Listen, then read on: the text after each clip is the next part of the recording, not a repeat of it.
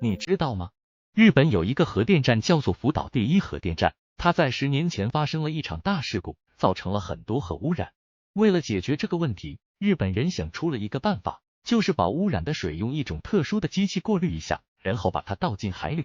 这个机器叫做 ALPS， 它可以把水里的大部分放射性物质去掉，只留下一种叫做氢酸的东西，它的危害比较小。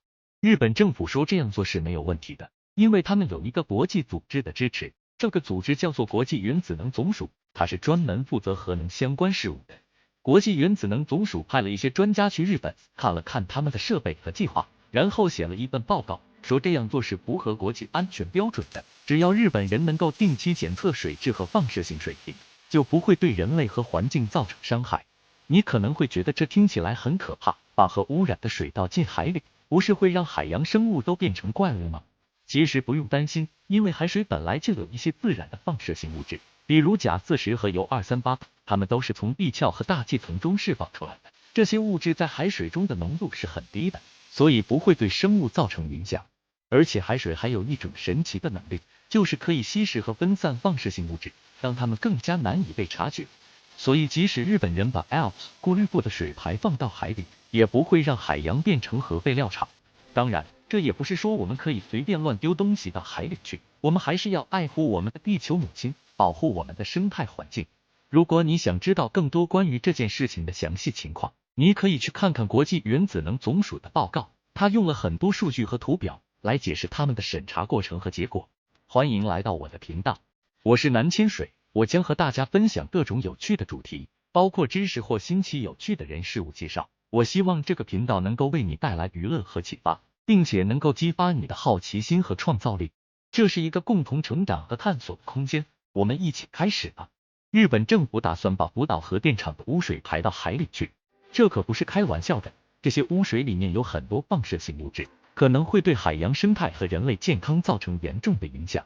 所以，我们的原子能总署就派了一个专家团队去日本，对他们的污水处理计划进行了一番评估，看看他们是不是真的有能力把污水净化到安全的程度。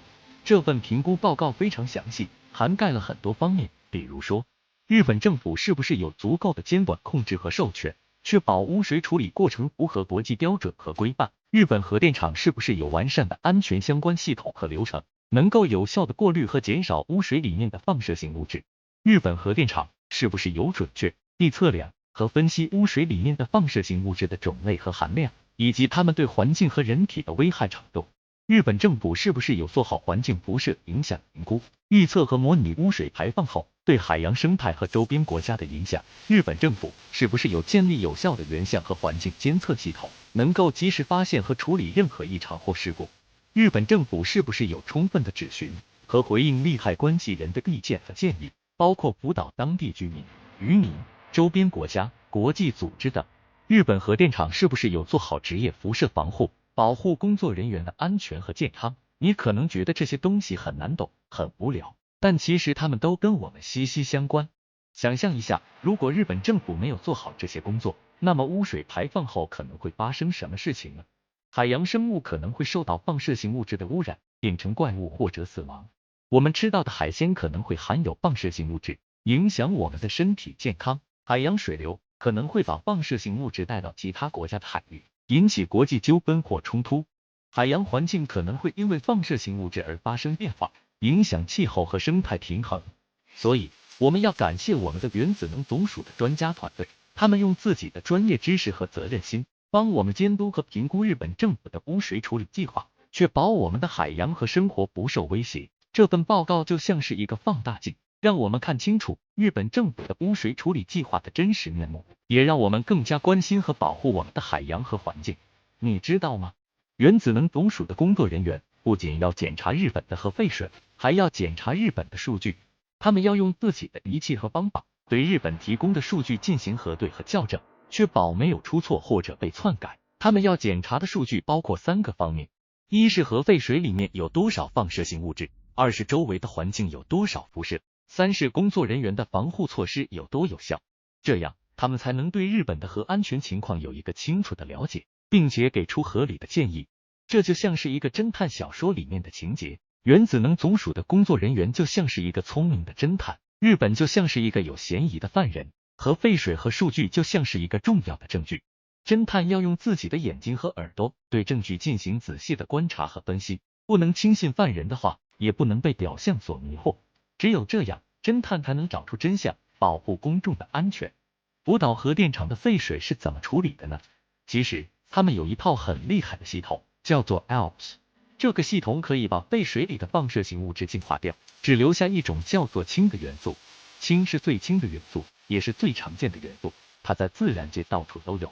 所以，把含有氢的水排放到海里，是不会对环境和生物造成危害的。但是，你可能会问，万一 ALPS 系统出了问题怎么办？别担心，他们已经想到了这个问题。ALPS 系统的设计非常严谨，考虑了各种可能发生的情况。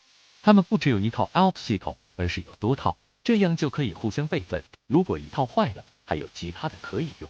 而且，他们还有多重的控制装置，可以监测和调节水的流量和质量。如果发现水里有异常的物质，就会立刻停止排放，并通知相关人员处理。这就像是一个保险箱，不只有一把钥匙，而是要多把钥匙才能打开。你可能还会问，这些都是他们自己说的，我们怎么知道他们没有说谎呢？其实，他们也不是自己说了算的。日本原子力规制委员会是一个专门负责核能安全的机构，他们会在 ALPS 系统开始运作之前和运作期间，对它进行严格的检查和评估。他们就像是一个老师，要监督学生做功课，不会让他们偷懒或作弊。所以，你看，福岛核电厂的废水处理是非常安全和可靠的，我们不需要担心它会对我们造成伤害。相反的，我们应该支持他们的努力，让他们能够顺利的解决这个问题，这样才能保护我们共同的家园——地球。这份报告就像是一个侦探，他要找出 TPCO 公司用 ALPS 净化水清理核电厂的时候，水里面都有哪些核种。这些核种就像是水里面的犯人，他们可能会对环境造成伤害。所以，报告要用一种很严谨的方法，把水里面的核种都列出来，然后看看它们会不会对环境有什么影响。报告还要定期更新，因为水里面的核种可能会随着时间变化。这样，我们就可以知道 TPCO 公司的清理工作做得怎么样，以及我们需要做什么来保护环境。日本政府、东京电力公司 TPCO 和日本原子力规制委员会 NRI 正在努力和各种利害关系人沟通和参与，以处理福岛第一核电厂的废料问题。这是一个非常重要的工作，因为它关系到当地人、全国人民和国际社会的安全和信任。你可能会想，他们是怎么做到的？让我来告诉你一个故事吧。有一天，日本政府、TPCO 和 NRA 决定举办一场公开论坛，邀请了福岛县的居民、专家、媒体和外国使节来参加。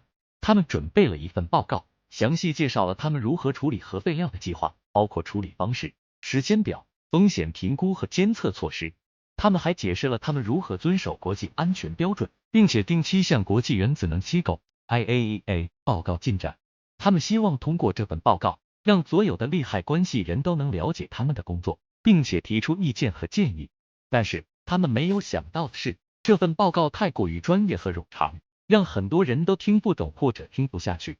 有些人觉得他们在隐瞒事实或者推卸责任，有些人觉得他们在浪费时间和资源，有些人觉得他们在忽视民意和环境。于是，论坛变成了一场吵闹的场面，大家都在互相指责和质疑，没有人愿意听取对方的观点。日本政府、TPCO 和 NRA 感到非常失望和无奈，他们不知道该怎么办。就在这时，一位年轻的记者站了起来，他说：“大家别吵了，我有一个好主意，我们可以用一种更简单和有趣的方式来理解这个问题。你们想不想听听我的比喻呢？”大家都好奇的看着他，默默的点头。